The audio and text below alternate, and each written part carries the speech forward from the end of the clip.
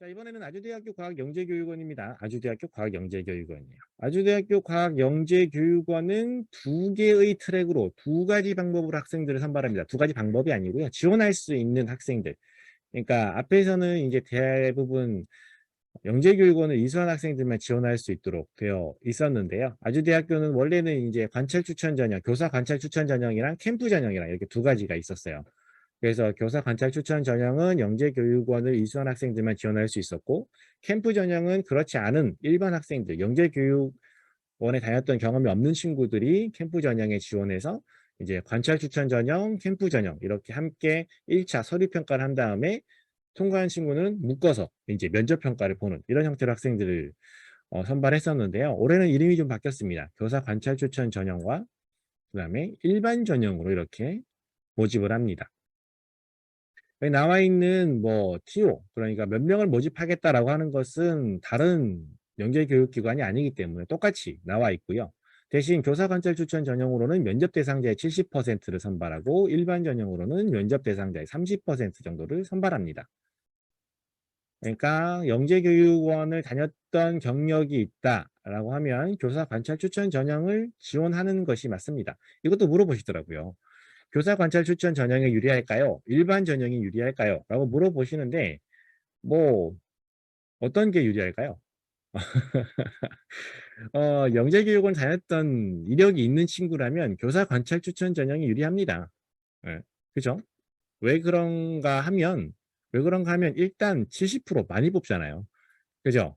그리고 일반 학생 어, 이건 굉장히 수학적인 분석인데 잘 들어보세요. 네, 납득하실 겁니다. 자, 관찰 추천 전형은 영재교육원을 이수한 학생들만 지원할 수 있죠. 그죠? 일반 전형은 모든 학생들이 다 지원할 수 있죠. 그죠? 영재교육원을 이수한 학생이 많을까요? 일반 학생이 많을까요? 그죠? 굉장히 수학적인 분석이죠. 영재교육원에 다녔던 친구들, 영재교육원을 이수한 학생들이 수가 훨씬 적기 때문에 저는 교사 관찰 추천 전형을 추천드립니다. 네. 다들 잘 납득하셨을 거라고 생각합니다. 그죠? 이렇게 사실 그런 것도 있죠. 그죠? 그런 것도 있어요. 뭐 아니 선생님 일반 전형은 누구나 다 지원할 수 있으니까 학생들의 경쟁률이 더 높을 것 같아요. 선생님 생각이 맞는 것 같아요. 이렇게 동의하시는 분들도 계시겠지만 아무리 일반 학생이 많다지만 여기에 지원할 만한 그런 일반 학생들이 잘 있을까요? 영재교육원에 갈 만한 친구들이면 이미 다른 영재교육원을 다 한 번씩 다녔겠죠. 이렇게 생각하시는 분이 계실 수도 있어요. 오히려 이쪽 분야의 경쟁률이 낮다고 생각하실 수도 있는데요. 그러니까 저의 분석은 그렇습니다. 영재교육원을 다녔던 친구가 적고 일반 학생이 더 많아요. 네, 그만하겠습니다. 자, 이렇게 학생들을 모집하는데요. 학생들이 제출해야 되는 서류들 어떤 내용들을 제출해야 됩니까? 뭐 다른 것들이 더 있어요. 뭐 추천서도 있고 그다음에 뭐 생활기록부라든지 뭐 이런 것도 있는데 여기서 여러분들이 주의 깊게 보셔야 되는 거 자기소개서. 그죠? 자기소개서. 제가 계속 뭐 자기소개서라든지 산출물에 대해서 말씀드리고 있잖아요. 그죠? 그래서 뭐 이런 것들은 안 중요한가요? 이런 것들은 안 중요한가요? 이렇게 생각이 드시는 분들 혹시 계세요? 안 중요한 건 아니에요. 중요하죠. 그죠? 추천서 중요합니다. 그죠? 선생님이 어떤 평가를 내리는지에 따라서 학생의 합격과 불합격이 결정되기도 하죠. 하지만, 하지만, 입학 원서, 개인정보 활용 동의서 이런 것들은 뭐 학교에 영향을 주지 않으니까요. 추천서. 이거 어떻게 학생이 할 수 있나요? 선생님에게 바로 뭐 링크 같은 게 갑니다. 그러면 링크에 접속해서 선생님이 학생의 어떤 추천 내용을 입력하는 거예요. 학생이 어떻게 할 수가 없죠. 학부모님이 어떻게 할 수가 없는 손을 떠난 부분이에요. 그러니까 내가 할 수 없는 부분에 대해서는 고민하지 말고, 그죠? 이거는 이제 내 손을 떠난 부분이니까 우리가 할 수 있는 부분들을 열심히 해보자고요. 학생이 제출해서 나의 합격 확률을 끌어올릴 수 있는 부분, 자기소개서, 산출물, 그죠? 실제 내가 가서 보는 면접 이런 것들이 학생이 할 수 있는 본인의 합격에 영향을 주는 부분들이니까 그래서 이런 부분들을 설명을 드리는 거죠. 알고 계시죠? 자기소개서를 제출합니다. 활동 경력 보고서라고 해가지고 아주대학교 같은 경우는 활동 경력 보고서가 동국대였나요? 산출물, 명제성 입증 자료를 아주대가 많이 받았었어요. 세 가지를 받는 그런 세 개나 제출해야 되는 그런 영재교육 기관이었거든요. 그런데 올해 이제 좀 바뀌었는데 요거는 뒤에 가서 활동 경력 보고서 맞네요. 음. 어떤 자료를 제출해야 되는지에 대해서 같이 살펴보도록 하겠습니다. 방금 살펴보신 모집 요강들을 간단하게 정리를 해보면요. 경기 지역 초등학교 5학년, 6학년이 아주대학교 과학영재교육원에 지원할 수 있어요. 모집 분야는 뭐 수학, 정보, 과학 이렇게 나눠져 있으니까요. 고려해서 지원하시면 될 것 같고요.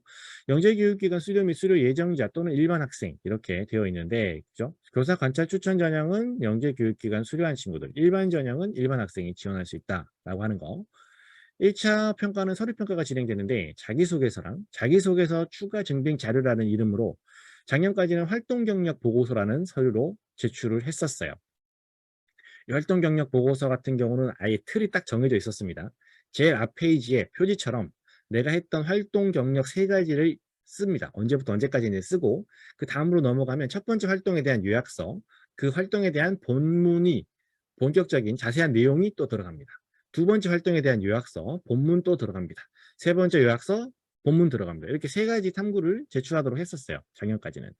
그러다 보니까 뭐 준비하는데도 많은 시간이 걸리고 이 탐구가 적절한 탐구인지 많이들 어려워하셨었어요. 그래서 저도 뭐 많이들 힘들어 하시는 그런 모습들을 봤고, 그래서 아주대를 준비하는 학부모님들 같은 경우는 이런 어떤 산출물 때문에 미리 준비하시는 경우들이 많았거든요. 저도 아주대학교 영재교육원을 준비하는 친구들이랑 미리 준비를 하고 있었어요. 근데 올해 예, 바뀌었는데 또 어떻게 보면 크게 또 바뀌지 않은 것 같기도 하고요. 살펴보겠습니다. 자기소개서와 추가 증빙 자료가 어떤 내용인지, 심층 면접에서 어떤 질문들이 나왔는지 같이 보겠습니다. 자, 요거는 이제 자기소개서 질문 양식이에요. 첫 번째, 지원하게 된 동기, 항상 동기를 물어보죠. 그죠? 그 다음에 가장 관심이 많고 흥미가 있는 주제는 무엇인가요? 그 다음에 미래에 어떤 직업을 갖고 싶나요? 사회에 공헌하고 싶나요? 뭐 이런 내용들에 대해서 작성하도록 합니다. 3번 주제는 지원하는 분야에 지금까지 한 주요 활동, 연구, 탐구, 체험, 문제 해결 중 대표적인 것에 대해서 서술하세요라고 되어 있어요. 그래서 여기서 뭐 저는 어떤 내용을 했고 어떤 부분에 관심이 있어가지고 어떤 탐구를 진행했는데 탐구를 하면서 어떤 게 어려웠고 그래서 이런 어떤 결론이 나왔는데 이 결론에 대해서 어떤 기대 효과가 있고 저는 그래서 다음에 어떤 탐구를 더 진행해 보면서 네 이런 내용들이 여기에 학생들이 쭉 작성하는 내용들이 되겠죠. 여기서 끝나는 것이 아니라 이 내용에 대한 증거 자료로 이러한 자기소개서 추가 증빙 자료 1 이렇게 되어 있습니다. 앞선 3번 문항의 추가 증빙 자료, 3번 문항이 여기죠. 이 내용에 대한 추가 증빙 자료가 나와 있어요. 그래서 뭐 창의 산출물 첫 페이지 및 주요 페이지를 넣던지 아니면 어떤 활동 사진을 넣던지 혹은 참가 확인서 혹은 이수증을 넣던지 이런 것들도 제출이 가능합니다. 참가 확인서 혹은 이수증 같은 경우는 뭐 어떤 활동에 참가했다라든지 요거는 조금 뭐라고 할까요? 제가 봤을 때 개인적인 생각이에요. 일단 깔고 말씀드립니다. 교육부 인가관한 정식 과학영재교육원에서 참가 확인서 이수증 같은 걸 받는다고 하는 것은 요건 조금 바뀔 수도 있지 않나. 그죠? 참가 확인서 이수증 같은 경우는 학생이 체험했던 어떤 활동인데 뭐 어떤 공인된 기관에서 하는 그런 이수증이나 뭐 이런 것들도 있겠지만 뭐 그냥 일반적인 뭐 누구나 할 수 있는 뭐 저도 이수증 발급해 드릴 수 있거든요. 필요하신 분 연락 주세요. 제가 발급해 드릴게요. 어? 저랑 같이 공부했다라는 내용의 이수증, 참가 확인서 이런 거 저도 만들 수가 있어요. 그러니까 그러한 어떤 자격이라든지 이런 가이드라인이 없기 때문에 요거는 조금 뭐라고 할까요? 마지막에 최후의 보루로 남겨두시고 학생이 실제로 했던 어떤 활동들에 대한 내용들을 여기다가 넣어주시면 될 것 같아요. 앞서 보면 주요 활동에 대한 내용이 이제 작성이 될 건데 이 활동이 대표적인 것에 대해서 서술하세요. 대표적인 1가지, 대표적인 2가지, 대표적인 3가지 이런 내용이 없죠. 그죠? 그러다 보니까 여기서는 뭐 1가지 정도, 그러니까 3가지를 꼭 내라고 하는 것이 아니다라는 걸로 해석을 하는 것이 좋을 것 같아요. 그래서 뭐 학생이 한 활동 중에 뭐 괜찮은 활동이 여러 가지가 있다라고 하면 그 내용들 여기다가 작성하시고요. 이런 식으로 추가 증빙 자료로 제출하시면 뭐 3가지가 돼도 될 것 같아요. 그 다음에 뭐 3가지가 없다. 그럼 1가지에 대해서 조금 자세하게 이렇게 제출하시면 될 것 같고요. 그래서 반드시 3가지 제출해야 된다라고 하는 것을 조금 더 완화시켜 준 그런 변화인 것으로 생각이 들고요. 마지막 첨가 확인서 이수증 필요하시면 전화 주세요. 네. 제가 수달쌤 제 이름 찍어 가지고 이 도장 찍어서 드릴게요. 네.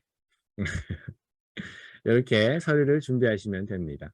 아주대학교 과학영재교육원 서류 통과하고 이제 면접 대상자가 됐을 때 어떤 질문들이 나왔나요? 작년에 나왔던 문제들 좀 살펴보면요. 자기소개서랑 활동 경력 보고서 검증하는 내용들이 나왔어요.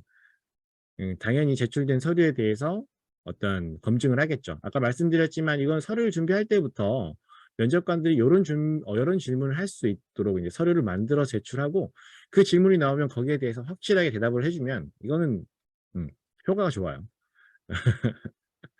그다음에 수학 같은 경우는 가장 큰 도형 작도하기 뭐 작년에는 종이를 이용한 어떤 활동들이라든지 뭐 문제가 나왔었는데요. 뭐 그중에서 한 가지가 도형을 작도하는 거였고요. 과학 분야를 지원한 친구들은 이제 탐구 설계하기, 어떤 탐구 주제를 정해 보라. 그다음에 탐구 계획해 보라. 그다음에 뭐 여러 사람이 탐구를 진행했을 때 탐구할 때 그 어떤 역할을 어떻게 분배할 것이냐. 뭐 이런 것들까지 이제 질문으로 나왔었던 것들이 요런 문제들이 나왔습니다. 예.